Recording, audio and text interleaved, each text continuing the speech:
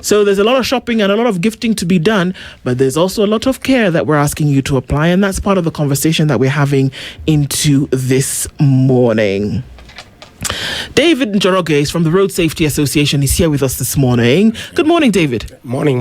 How are you doing? Very much fine. Karibu sana. Asante sana. And Dr. Duncan Kibogong is the Deputy Director at the Road Safety Programs of NTSA. He's here with us again this morning as well. Good morning. Good morning. Good to have you both here. Thank you. And of course, we're looking into curbing road carnage. Some of the numbers that we've seen are disturbing at best.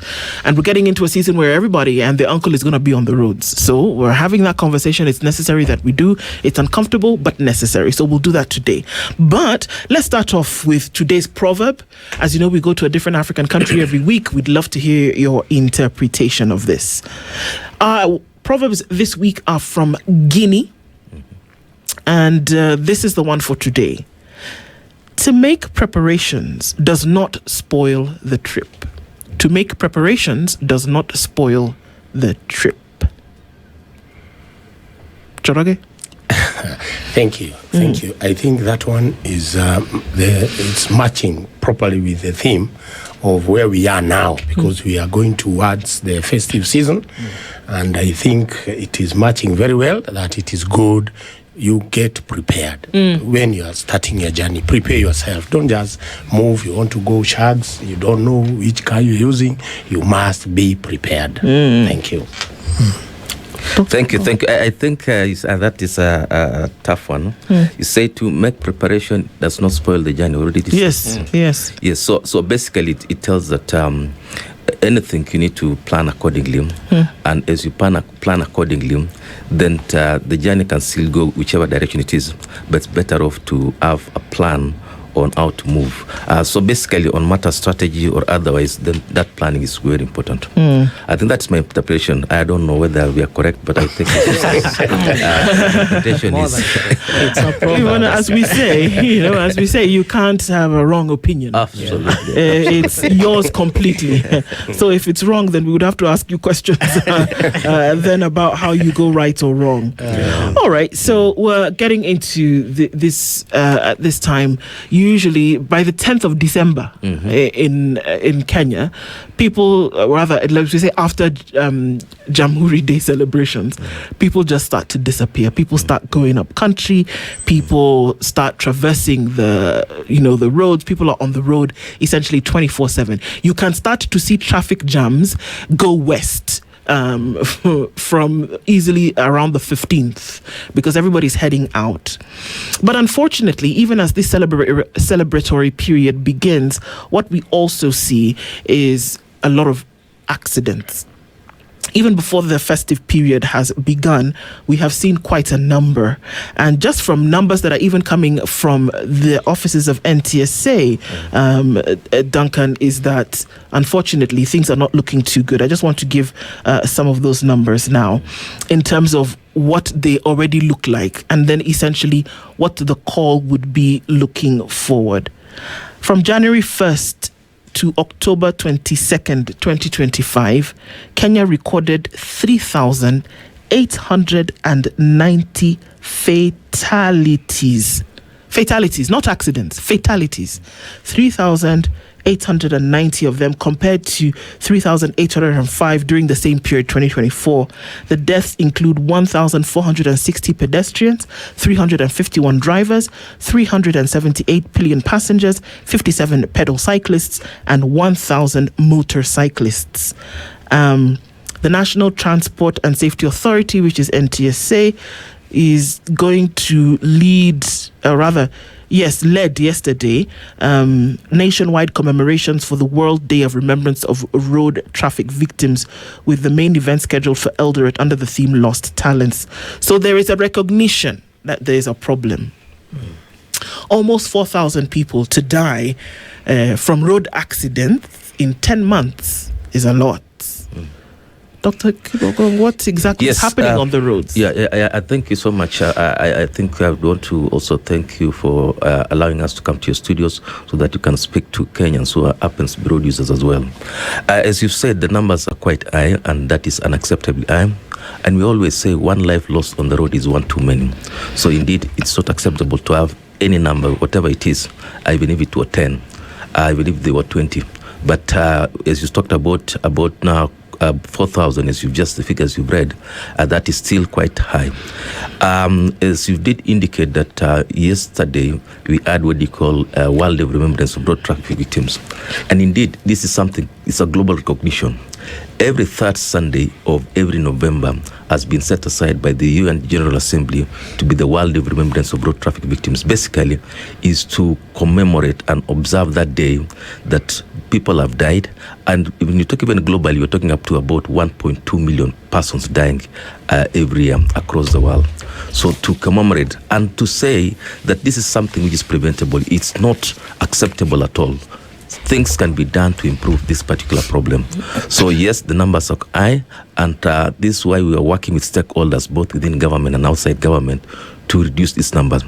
As talking about this festive season into December, as people want to celebrate with their families the festive season, it's our wish, and we really have to work with all of us, and everyone has a role, as a matter of fact, including the media, that we need to have safer people as they go to their homes and back over Christmas. And traditionally, this festive season, November, December to January, there's a lot of movement from the upcountry, from probably the town cities into rural homes and back. And I think that is a culture with the Kenyan population. But there are other behavioral factors which come into play, which, so to speak, add or basically increases the risk of road traffic crashes. One is drink driving. We notice that many people drink and drive. There's a lot of speeding on those particular roads. Some people are used to those particular roads. They've not used it for a very long time, so they are not even, they are not familiar with those particular roads. Issues to do with fatigue. You'll find people traveling all the way from, say, Nairobi into Mombasa or to Kisumu without having to take break, because human beings, and they've not been basically drivers for long time, because most people in the towns drive for a very short period of time. They park their cars, and at times even the vehicle factors. We don't check our cars. We don't, ensure that they're roadworthy or they're, serviced well. So you wake up one morning, you put your family and you go some 400 kilometers, 500 kilometers, and the vehicle has not been serviced, for example, has not been checked, issues with braking and all that. Then there's the whole aspect around, of course, the weather at times come into play. In terms of rainy season at times, and that also basically adds up to the mix. But that notwithstanding, you always say road traffic crashes are totally preventable. It has been done, and we've seen some results in the past. Numbers now are quite high, but nevertheless, we even had some results about some areas or some particular roads which have been done, and that's why we're working with the National Police Service, with the stakeholders like Mr. Kiaria, my friend here, among others, to ensure that we do it collaboratively. Enforcement. Among others. Just to come in a bit, because you've unleashed a myriad of reasons which are all pertinent to the topic.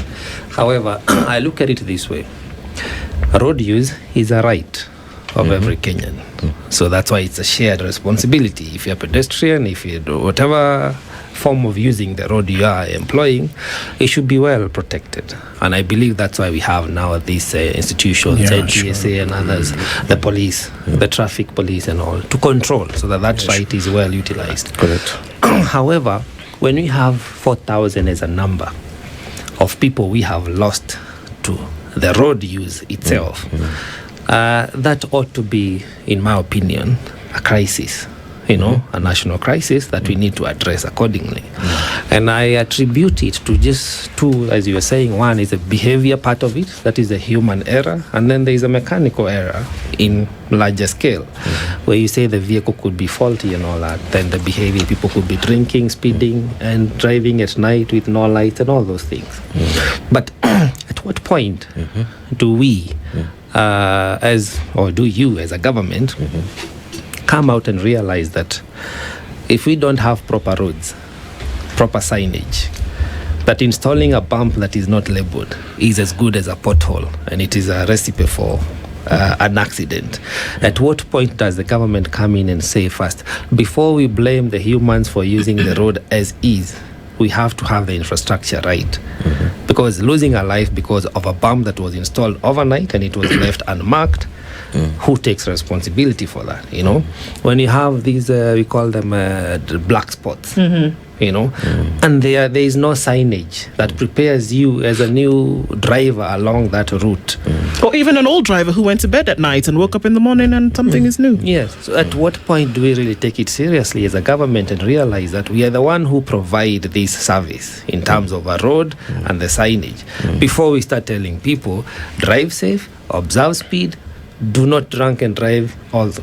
Or even locals who just erect their own bump. Absolutely. Yeah. So as you said, yes, the government does play a role, and as is incumbent, just like all governments across the globe, to provide services for its citizens. So one of the services you've talked about is transport, and that means that the provision of the road is largely a government function. And in this country, of course, public roads is roads. That notwithstanding, yes, I'm speaking on behalf of government as such, but there are road agencies who are responsible over some of those, and we're talking about Kenya, Kura, Kera, and county government, amongst others. Yes, indeed, we always say, and this is even if you go to the best of the countries, road infrastructure will always be done, but there will be never one you can say it's 100%, 100% safe. So even of the best roads in the world. But that notwithstanding, I will put it this way, that as government is striving to use some of those facilities, it's incumbent among us, all of us, to use them, because at times, like just right outside your gate out here, we have a food bridge and people don't use. So those are some of the infrastructural things which are put forth, and it's important to use. We also reckon that the road signs may not be enough, but equally we've also noticed that when road signs, and this is quite clear in this country, it has become a big burden. Road signs, you put barriers, guardrails, but people still steal some of those because of the quality of the metal. So I know of roads whereby, and this is a discussion, if you ask the people in the road construction agencies, that is Kenya, Kura, it's something they really grapple with, because you put some infrastructure, the following day, that road sign you put is gone. Is that why they decide not to do it later? Is that why they decide not to employ road furniture? No, absolutely not. There are alternative materials. Absolutely. In fact, that is one of the things they're exploring, of putting the alternative material. Of course, there are deficient aspect to it because of the reflectability, amongst others. But notwithstanding, we are not saying that we're going to run away from that, but we also want everyone to take responsibility.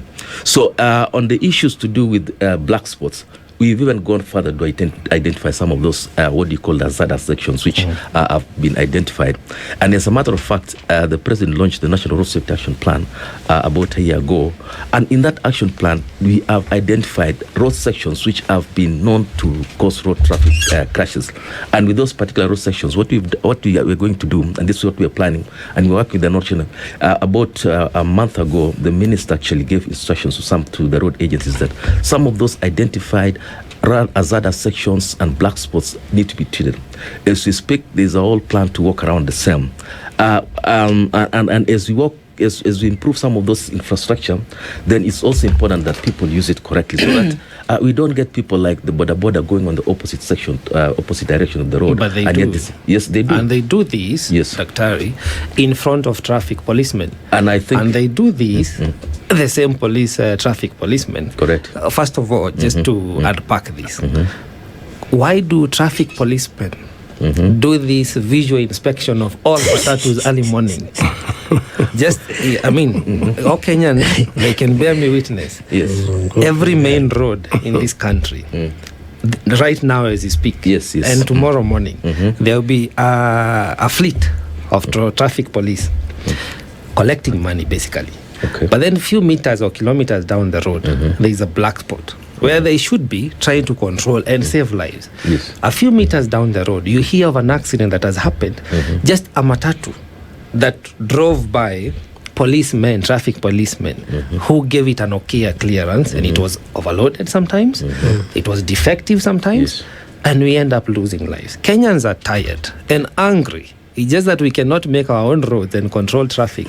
But we need to have you as a government, because road safety is an issue.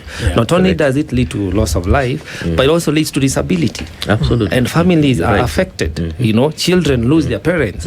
Families lose their breadwinners. So we don't want to hear anymore that the government is working with stakeholders. We are thinking, we are strategizing. The president has launched a road safety authority. We want action, because this is Christmas, end of the year. People must go home. Is their right to use the road. When will the government have the border person not tie rods of steel that are 10 meters long and drag them along a tarmac road? Let me put it this way. Or when will the government have the border guy not carry a sofa set behind him and intervene road safety for the fellow humans? Let me put it this way. Number one, on the matters, I don't speak for the National Police Service. And I think that is one of the aspects, maybe, and that aspect of corruption is something which we as a society, and that's why we've agreed as a country that we have that problem, the corruption, and that's something which we need to address as a society. It's a societal problem. The question you should ask yourself, as I said, I'm not defending it, but we also have to see it from a different lens. That why is it that also in the first place those particular individuals are giving out money? I mean, if your vehicle doesn't have an issue, then why do you? But as I said, I'm not speaking for the National Police Service. I'll leave it at that. The second part is that there will be nowhere in the whole world where you'll have traffic police officers virtually everywhere. And that is a matter of fact. In fact, even the UN, recommendations of I don't know how many police officers per population, we are still far away from that. Oh, you may not have to worry too much, because this week the police recruitment is finally happening after the commission, and so there might be some help. I want to ask David a couple of questions here. I witnessed an accident. Saw that, in fact, going over a bump, and we're like, oh my goodness, this bump doesn't have signage. So somebody who was coming at give or take 100 kilometers an hour flew over this bump, right? Because it was a highway, flew over this bump, and there was an accident that ensued just a few meters after that because it was unmarked. Okay, it was very clear that they couldn't see it, and then they had to take the bump, and unfortunately, ahead of them, they had to brake quickly. You can guess what happened. From a Road Safety Association point of view, what are you seeing are the reasons for these many accidents? 4,000 people, let's count 4,000. If we count to 4,000, that's a lot of people. We're not saying the number of people who got into accidents. We're saying the number of people who died as a result of these accidents. Where would your mind be wrapped around this particular issue? Thank you very much. Let me say there is a gap, and we have to admit there is a problem. First, we have to admit that there is a problem in NTSA, and still we don't have proper goodwill from the government. There is a gap, and we have to agree. Why are these numbers rising? We have to admit and agree that NTSA has failed Kenyans in some of these issues. Why? Because they are the lead. They are the people to lead. We cannot be talking of the police. They are the people even to give the instruction, because they are the people who come with policies. What are we supposed to do? Are these policies implemented? They are not. We are talking of the president last year launching an action plan which was to reduce 50%, and is still increasing, meaning that action plan is not working. And why are we having all these problems? First, we have to agree that there is a problem so that we can be able to solve the problem. Where is this problem? First of all, we start with NTSA as a lead team.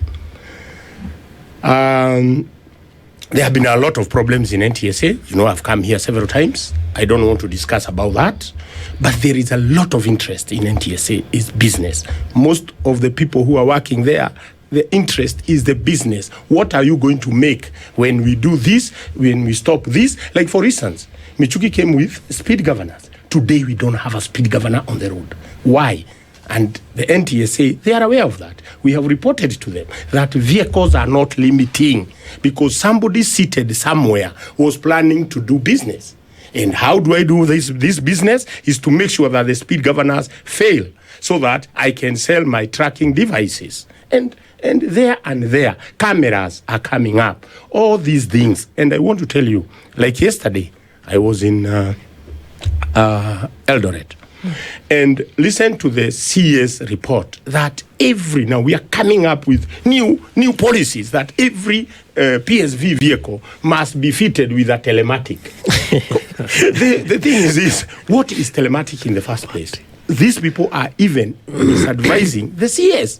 What are the telematics? The standard, which is the KS2295, the gadget, it is already a telematic. But now again, you remove it because you want to do business. You tell us you want to put cameras from Mombasa to Nairobi. That is business because that gadget in itself, it has it's like a camera. In fact, even if the driver is driving at night, there is no problem. The record is there, 72 hours. You will get the report after 72 hours. You can imagine which journey will it. You have to say you are spending your 72 hours. So the vehicle from Mombasa coming to Nairobi, we have fewer police. But a police officer should just have a very simple gadget, which is even less than 10,000. They don't have. That is, and Daktari, you will bear with me, that if we had trained the police... I like the way he's looking at you. Yes. Daktari, which is a fact. And, if you don't put facts on table, yes, Kenyans will continue suffering. People will continue dying. We will be coming here with the stories every time. Every festive season, we are all here in media houses saying this is what we are doing. But Kenyans continue dying. We've been talking about 3,000. Instead of reducing 3,000, now we are talking about 4,000, and the year is not yet ended. And let me tell you, Daktari, and this is a fact, we have lost more than 4,000. Our record, we keep our record, it is more than 4,000. Even if you go to the WHO, the numbers are high. Because where you get your report is from the crashes, the people who die on the spot. But you don't do a proper follow-up of those people die after these accidents. So Mr. Njoroge, I'm just wondering, with all these narratives, as Kenyans say, hivyo ndivyo vitu kwa ground viko. That is how they are. Exactly. Where is the gap? Because you're talking policy, you're talking institutional management from the CS. Where is the gap and what must we do? The gap Should we see heads rolling or what's happening? The gap is big, but I think if we can have proper discussions, dialogue, I think we can come up with strategies. So like for instance, a very simple question, because we always talk about NTSA. Let's talk a bit too about Kenya. If you go to Kenya, all these guys are engineers.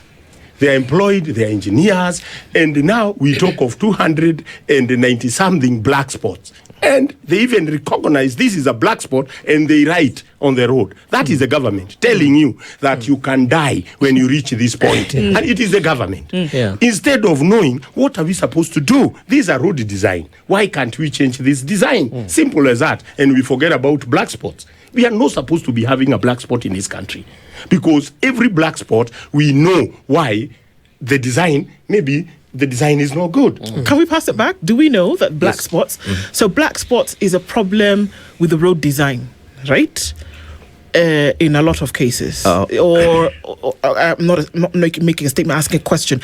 Is a black spot right now, as they have been established in Kenya, a problem with the design of the road? A black spot really is a mix of a number of things. It's not just a design, of course, plays a bigger role because the design originally how it was designed. Second is over time, some road may undergo wear and tear. Some things may change, including vegetations getting close, so it converts from it not being a black spot initially and becomes so even clearing of the bushes and the visibility and all that. Over time, you can still design a road. Then some dynamics around land use. You've had like Eastern Bypass, which originally was not supposed to. A road which was a bypass, basically going through nowhere. But all of a sudden, people come and construct, bars and upmarket and all that, and now it converts to become a black spot because the mix will now promote issue to be a conflict. Right. So it is not just about the design. So but it is about all aspect to do with the design, including land use and urban planning and all what it goes around, which can then be altered, isn't it, from what you're saying? Yes, definitely, because this has some human aspect to it. So then actually it can be fixed and cease to be a black spot, right? Absolutely. So why don't we see that happening? Yeah. And that's what I'm saying. That's some of those the dynamics, and I'll tell you. One is the issue to do with cost, and as I said, we need to understand that issues to do with, but we've identified as NTSA, and now the road agencies have continued to fix some of those particular. I'll tell you, for example, one of the very important black spots in this country which was fixed, not fixed 100%, but at least there's a reduction of road traffic crashes. If you know a place called Salga all the way to Kibunja for a very long time has been associated with extremely very high risk, and we had a discussion, and government through Kenya and the relevant agencies, I remember that time I was part and parcel of the team, put some resources into it, and that is the resources of dualizing that particular road so that we avoid, head-on collisions with the vehicles and, these people freewheeling and all that kind of thing. So it's been fairly silent, I can say. I'm not saying that it is fully, but so all those things now come. Like some of the things, if you fix a road at times, then the speeds go high. Then it may even convert a road which is fairly straightforward to become an hazardous zone. Okay, let me push this just a little bit. Allow me this latitude. You talk about costs being an issue, and but every time me, even in public transport, go to fuel, there is a charge on that fuel. It's called the road maintenance levy. Yes.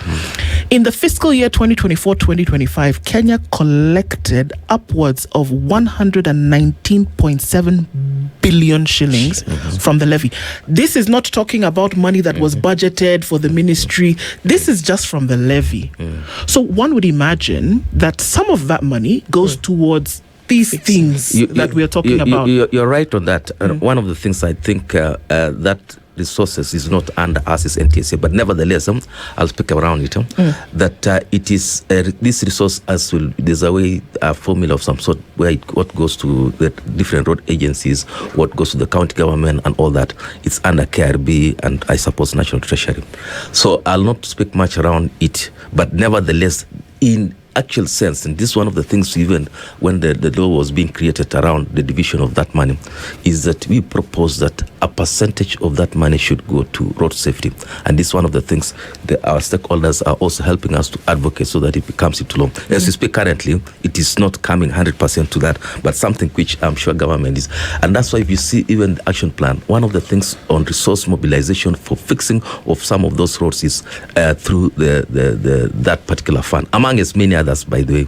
Yes, as you said, there are other funds.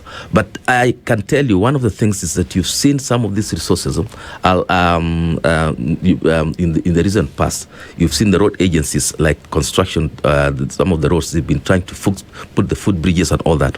But I'll be back again to what we talked about. And I think Mr. Kiaria mentioned something about the gap. Yes, there will always be a gap, but that is, as NTSA, we bring all the stakeholders together to reduce that gap. I know the issue to the speed, and Mr. Kiari is something which he's talked about for a very long time, and I think he's been a player in this particular Mr. Njoroge, yes. Mr. Kiari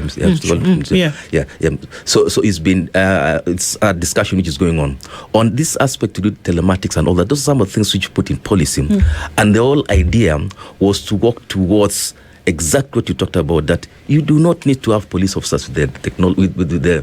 We can walk around reducing police officers, exactly what you talked about, so that we don't have police officers virtually every other 100 meters on the road to police you. But the use of technology needs to come into play, and that's why the use of the speed governance is such. And currently, I think I'd want to dispute the fact that you say that we have speed limiters. In fact, Mr. Njoroge himself is one of the vendors of speed governance as such. And I want to correct, not vendor, supplier. So that's why I know. Yes. Kidogo, so listen. I wanted it before I forget. Let me say, we have so many policies in Kenya. I don't even think there's another country which has more policies than Kenya. But we don't implement. So when I say vehicles don't have speed governor, every Kenyan know that. Go in any highway, drive your vehicle at 120. A lorry carrying fuel will overtake you very comfortably with a very big sticker there. Behind that, it has a speed governor. We have tried to tell you, but NTSA, there came a time, it was purely about business. what I want to say is this: vehicles don't have speed governors. The speed governors which are on our vehicles are not working. And simple is just because they've been disabled. we don't want to implement the standard. If the standard can be just implemented, make sure, as it was, when a vehicle goes for inspection, you make sure that it is limiting. But we changed limiting to, you know what we did? We changed the limiting part to, what do you call this?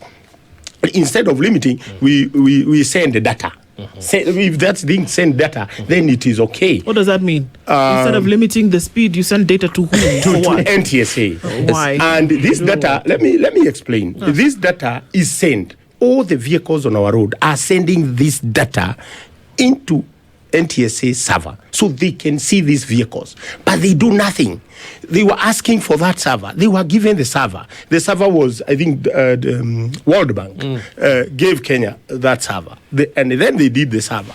But today, ask, is there anybody who is watching what these vehicles are doing? And if a vehicle is overspeeding, do you call the nearest police station to stop that vehicle? Instead of when it has killed, that is the time you start talking about this vehicle was overspeeding.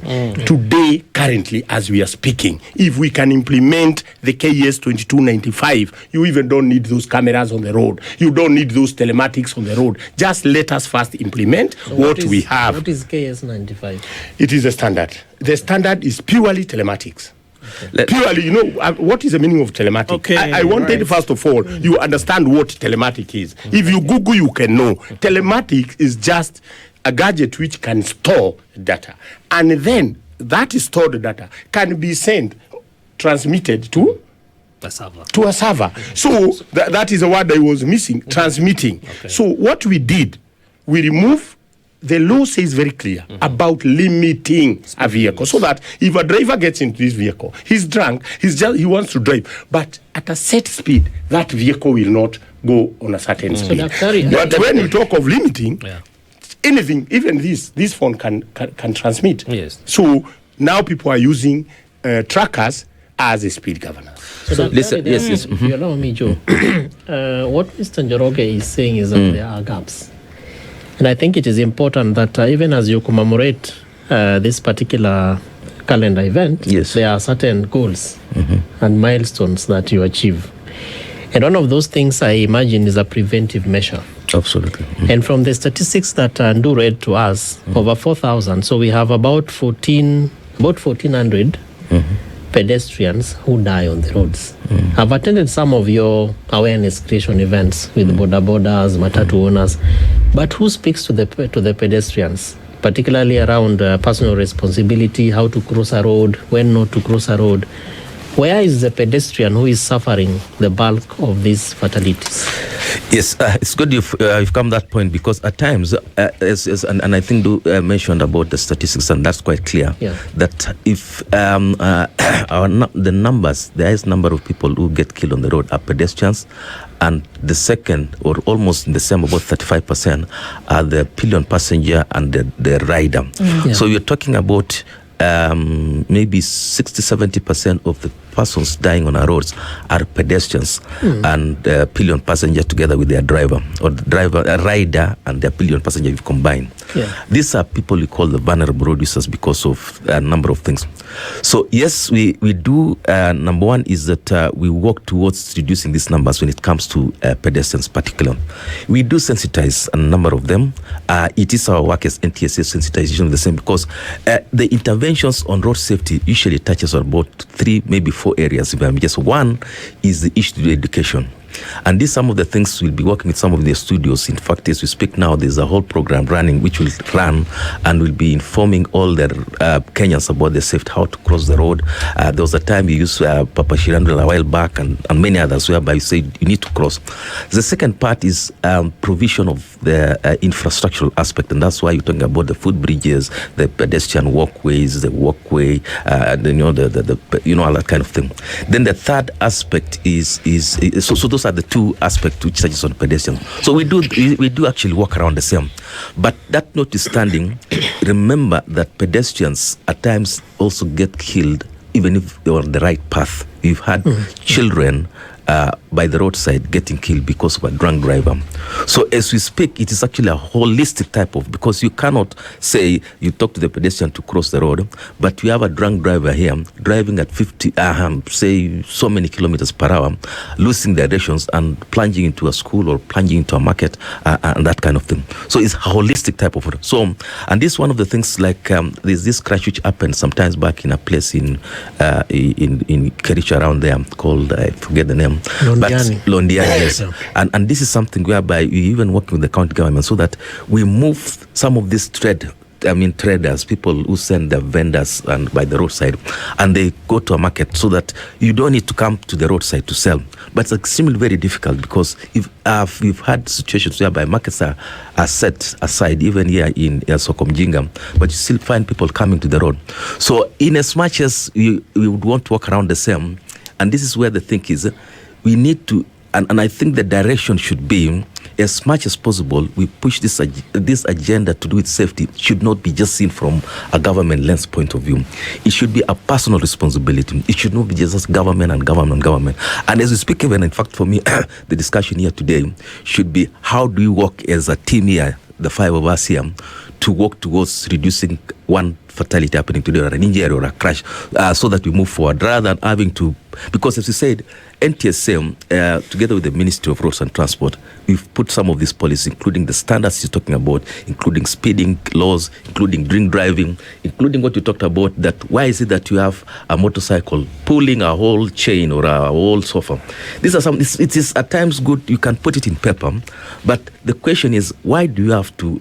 And every Kenyan knows that it's unsafe to do that, but you still want to do it just so that you are in collision with the government. But it's not a must. You don't need to. We can always work towards. In fact, safeties.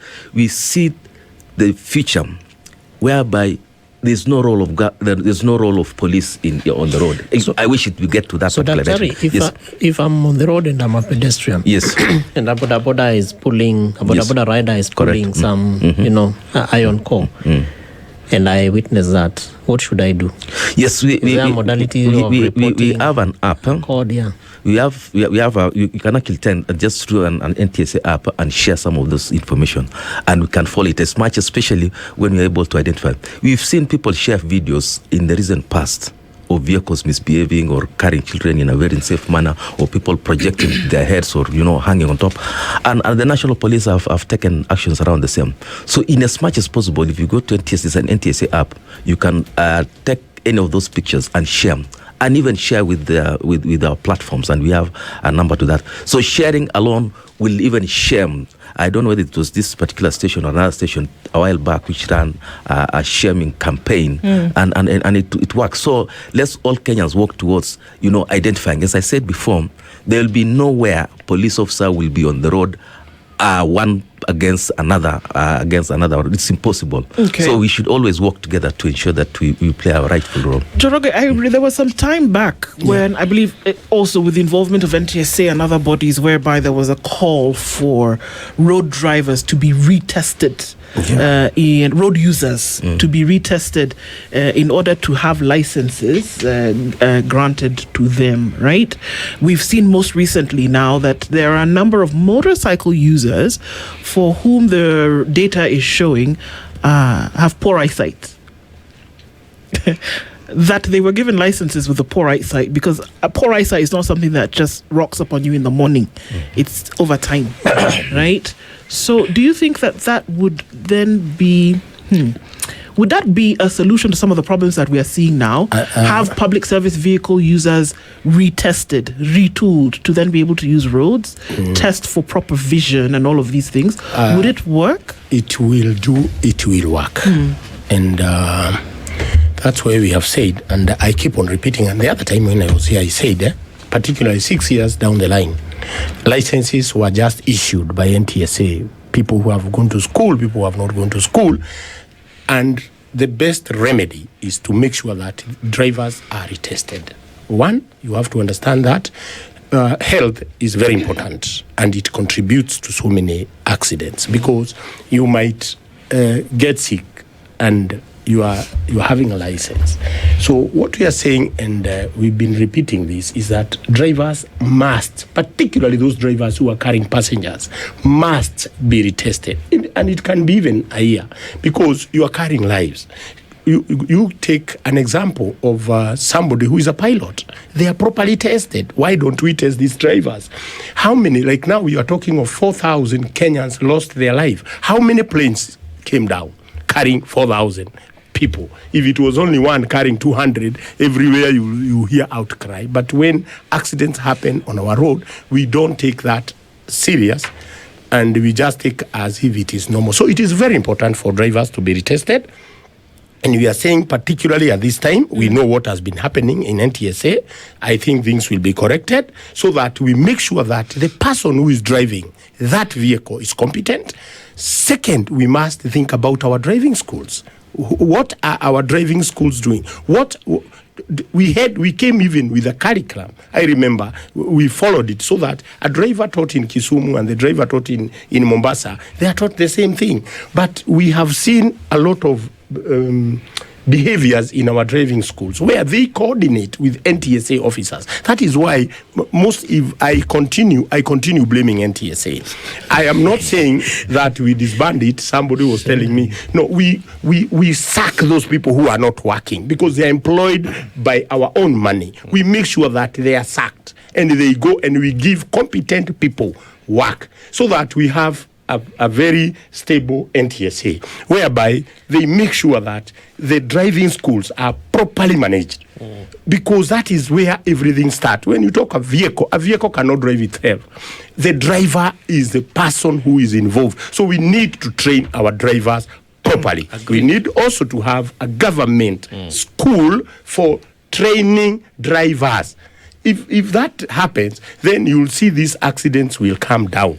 Agreed. Another thing, as Daktari was saying, I want to help him somewhere. Please try to make sure that all the people, there is one thing, as you're saying, police are few, NTSA, you cannot be everywhere. But why can't you let people self-regulate themselves? When we were dealing with Michuke, I was there. I was in his team. There was nothing to do with SACCOs, but when Matatus started self-regulating themselves and we came up with SACCOs, there was at least discipline. If we can have SACCOs and associations in this border sector, I am telling you it will work. We have tried. We know what was happening. We tried even to bring that of the self-regulation on the speed governor as suppliers. Why? Because how many people know what a speed governor is? And you have bought your car. I can put anything in your vehicle and I just collect that money. So that's why we need proper self-regulation so that you work proper and the NTSA have proper teams.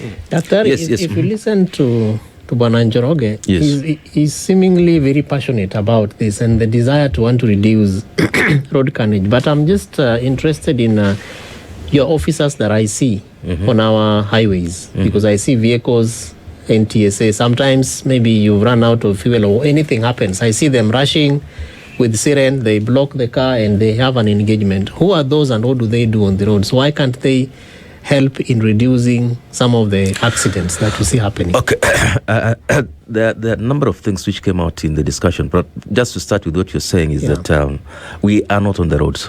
We work with the National Police on what you call joint enforcement, because I remember, as per Kenya's constitutions, the enforcer is the National Police Service. Yes. So I know in the past with vehicles once we handed over some of the after that enforcement functions. So you may see some of those green, but they are not our officers. They are not NTSA. But the cars are branded NTSA on the driver doors.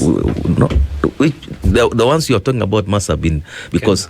Either Kenya or because you don't run any vehicle with a siren for that matter. Wow, surprising. Yes. Yeah, I will share with you some photos. Unless in the past, very long. You share that with me. Because, but his question is very pertinent. Let me finish. So that's number one. Number two, you talked about the issue to do with tests or retests for that matter, or regular tests. This is something which is in. We've tried to put it into. We put it. We've been the number two. I think we need to be very clear on two types of retests.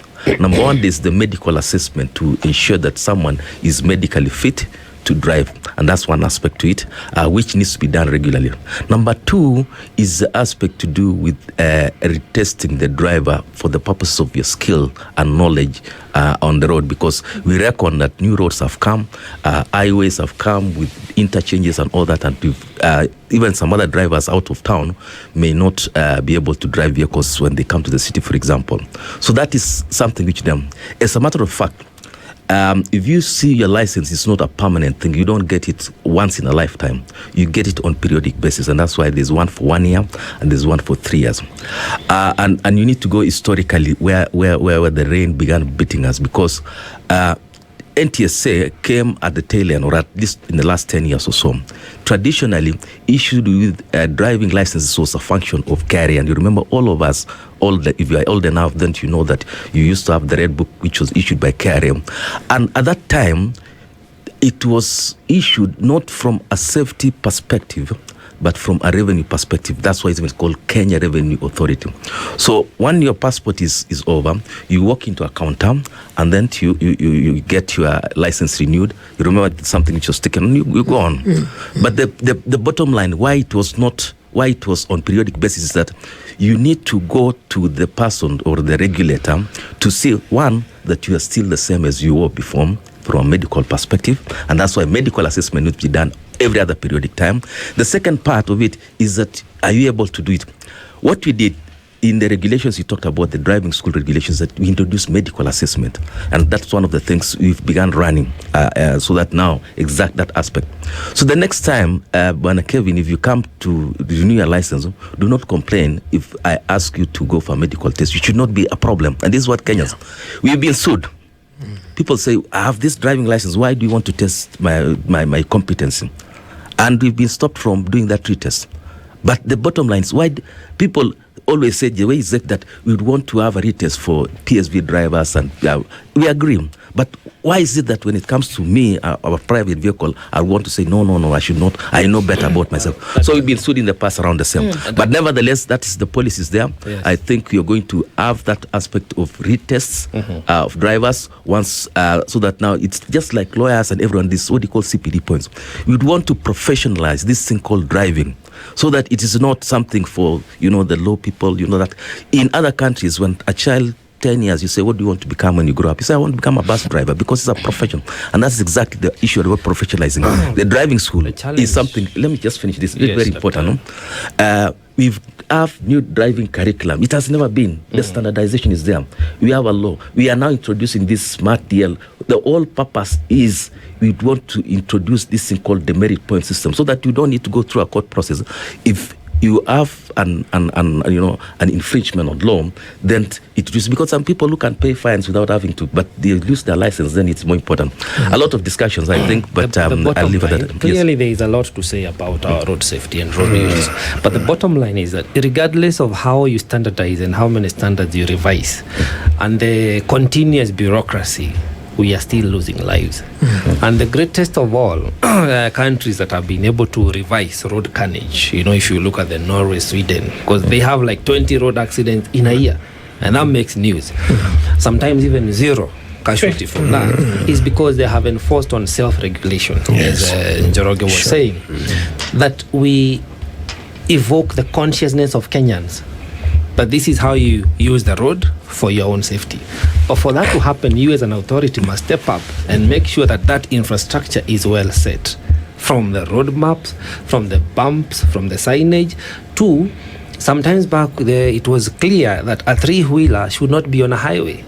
But today you will see a tuk-tuk. And right next to it is what Kevin is saying, a double cabin written NTSA, driving hand in hand by next to a three-wheeler on a road. So this is what we are saying, that we as Kenyans, we want efficiency. We want an authority that is funded by Kenyans and does exactly what it's supposed to do, ensure road safety. So let's not have the narrative of we are doing, we'll be doing. We get into action, save life, and as Njoroge says, whoever is not working competently, they step out, and we save a life. That's and that brings us to 10 o'clock this morning. For real.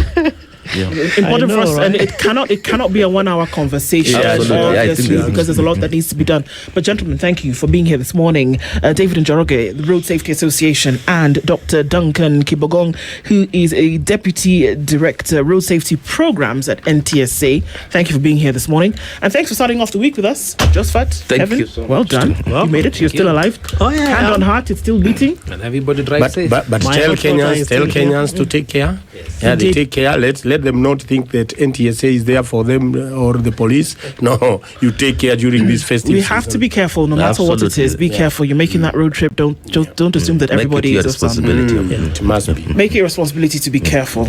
Well done. Thank you you. so much, Kev. Well done. Welcome.